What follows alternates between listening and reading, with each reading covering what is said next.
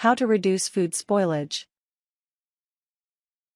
You're probably guilty of forgetting about groceries you bought only to open the fridge and find them a shocking shade of brown or green. Unfortunately, food spoilage is a big problem that creates a lot of waste. You can cut back on your waste by storing your food properly, planning to use foods promptly, and preserving your own foods. Not only will you keep your refrigerator a little cleaner, you'll also save yourself some money. Part 1. Storing your food. 1. Use thermometers in your refrigerator and freezer. To prevent bacteria from growing on your food, set your freezer to 0 degrees Fahrenheit, 18 degrees Celsius. Your refrigerator should be no warmer than 38 degrees Fahrenheit, 3 degrees Celsius. Since most refrigerators and freezers don't include an accurate way to adjust temperature, you need to put thermometers in your freezer and refrigerator. Try to be in the habit of checking the temperature inside the refrigerator and freezer every day. The sooner you catch rising temperatures, the sooner you can adjust the temperature and save the food. 2. Remove expired or spoiled food. Sort through your refrigerator and throw out anything that's moldy, spoiled or past its expiration date. Don't forget to check condiments.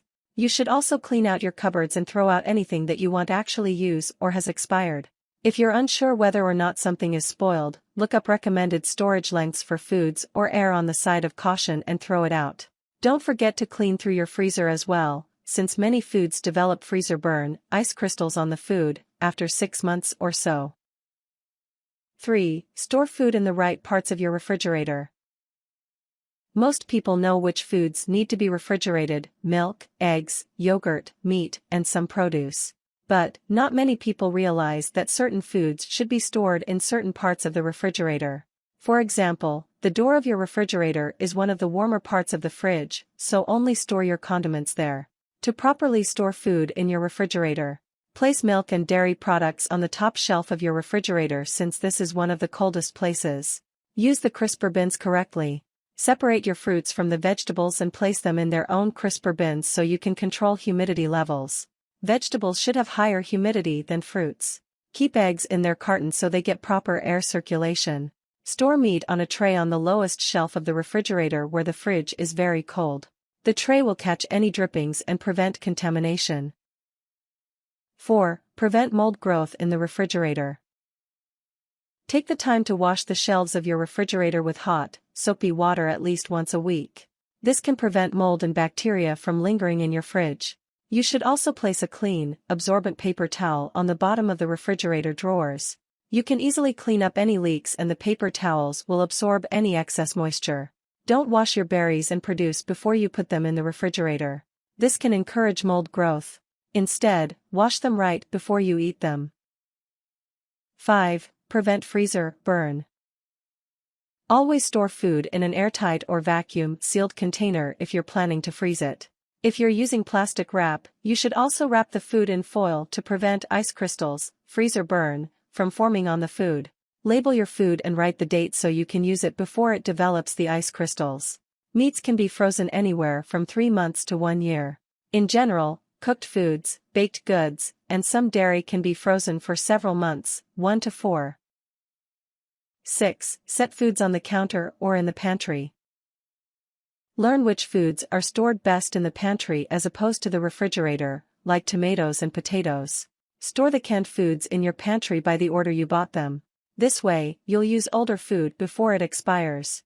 It's a good idea to write the date on any foods that don't have a clear expiration. Consider storing food in plastic or glass containers with air-tight seals to prevent food from spoiling.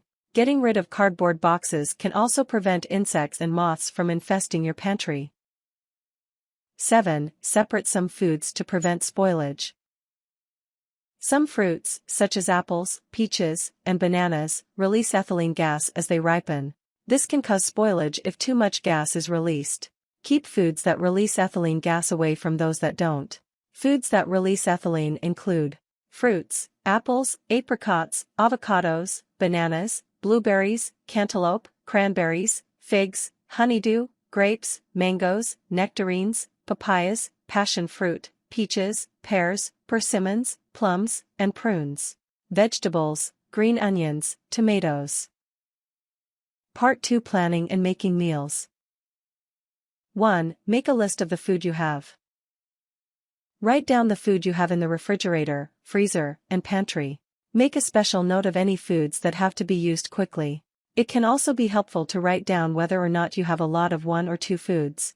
For example, you might make a note that you've got several dozen eggs that need to be used or only a small handful of blueberries that need to be eaten. 2. Create a weekly meal plan. Sit down with your schedule for the week and the list of foods you have on hand. Write down meals that use a lot of the ingredients you already have. Not only will this keep you from throwing food out, but you'll also save money at the grocery store. Refer back to your weekly schedule so you can make realistic meals.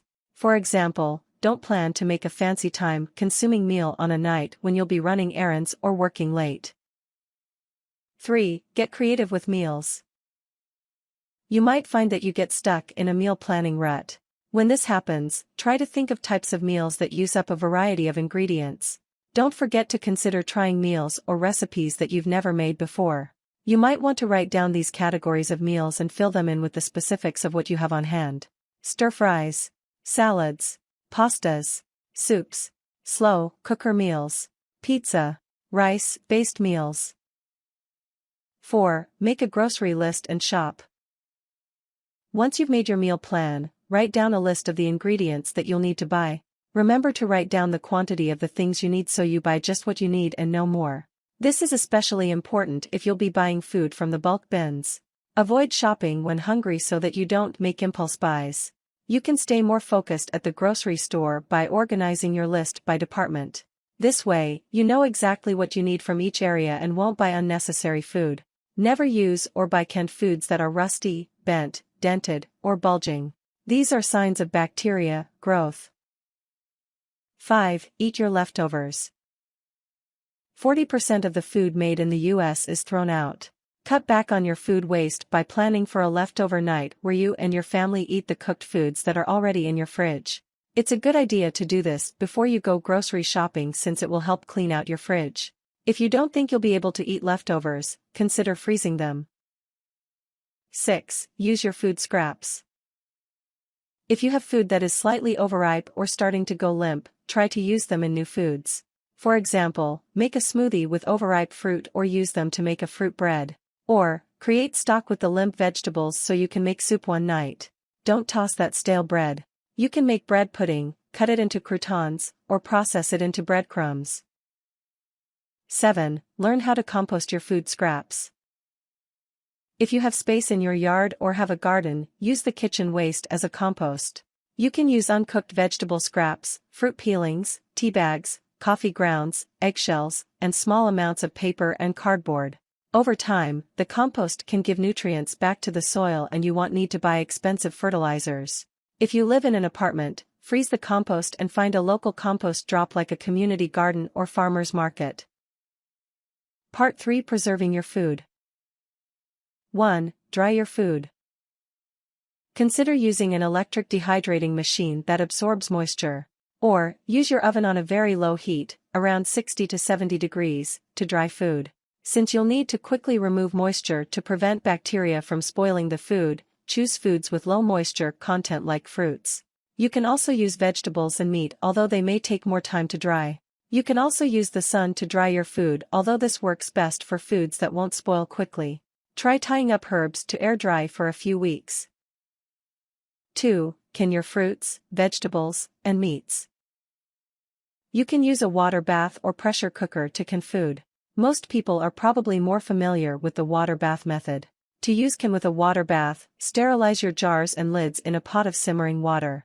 Fill the jars leaving just a little head space, place the lid on till finger tight, and lower the jars into a pot of water. Bring the water to a boil for about 10 minutes. Carefully remove the jars and let them form a vacuum seal as they cool on the counter. If using a pressure cooker, follow the manufacturer's instructions that came with yours.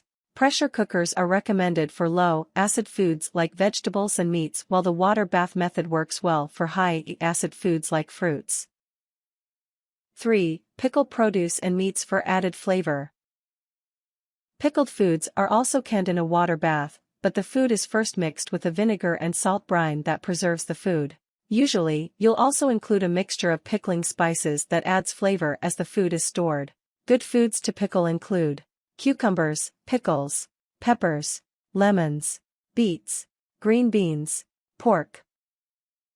4. Vacuum seal food.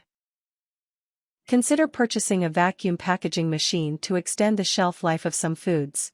The machine removes the oxygen from food that's in a plastic package, which can prevent it from spoiling quickly.